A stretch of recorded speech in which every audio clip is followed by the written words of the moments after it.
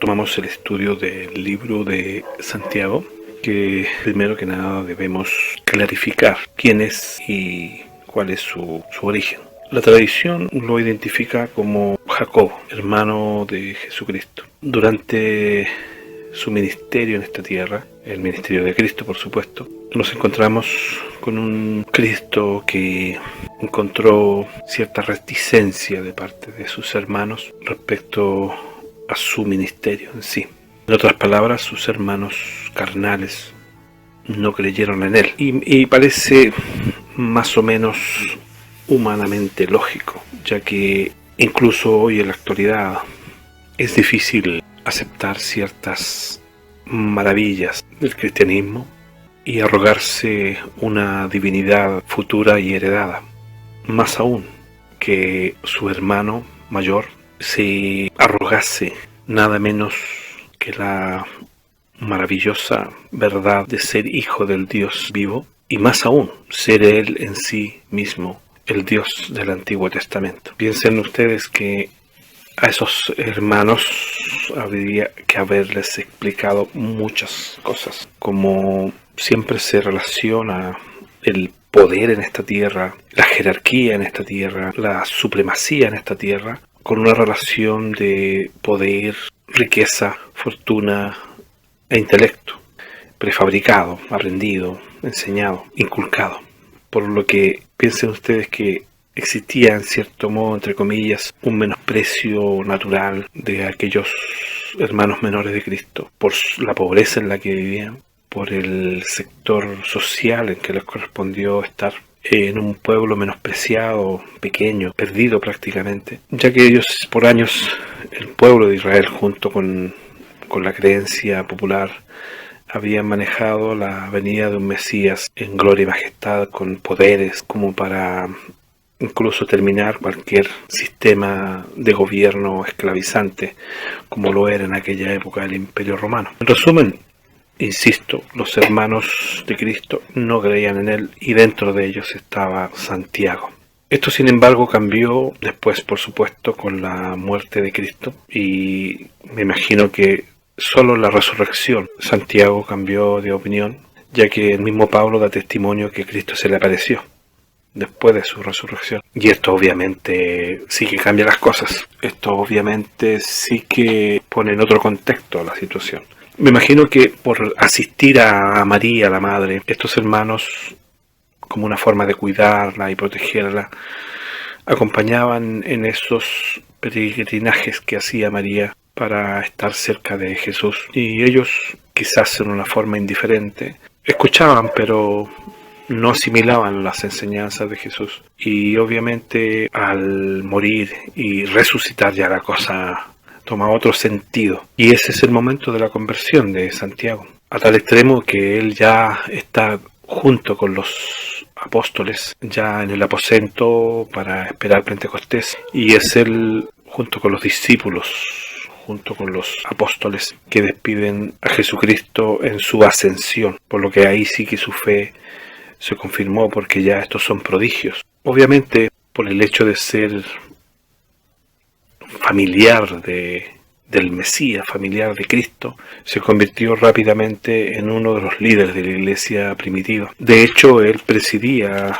en gran manera la administración intelectual de la iglesia. No olvidemos que incluso él dirime en el conflicto entre Pedro y Pablo con respecto a la circuncisión. También logra tranquilizar a aquellos fanáticos que pretendían poner carga a los gentiles respecto a la Torá. Y él es el que determina que a los gentiles no debía ponérseles mayores cargas, sino que lo elemental. Esta epístola de Santiago es una epístola llamada o denominada como universal, por el hecho de ser pública, ya que nos habla incluso teniendo un destinatario específico, sino que se dirige a las 12 tribus, como lo dice él, que están en la dispersión.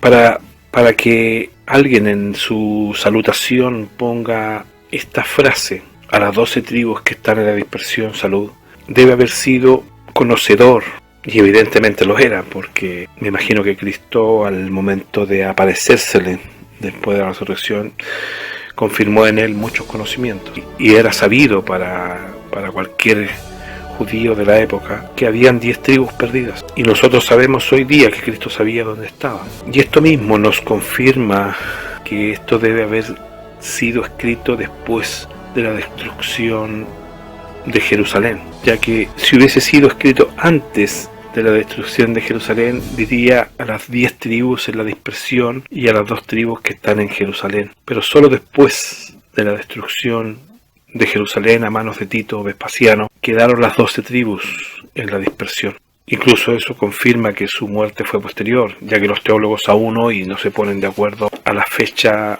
de su muerte, ni a la forma de su muerte. Hay testimonios de Flavio Josefo y otros escritores, pero no me parece que sean relativos a este personaje, ya que existen muchos nombres comunes en la época. Jacobos existían muchos, Juanes existían muchos, y así sucesivamente. No son concluyentes las pruebas, pero del momento que él escribe a las 12 tribus está ubicándose posteriormente.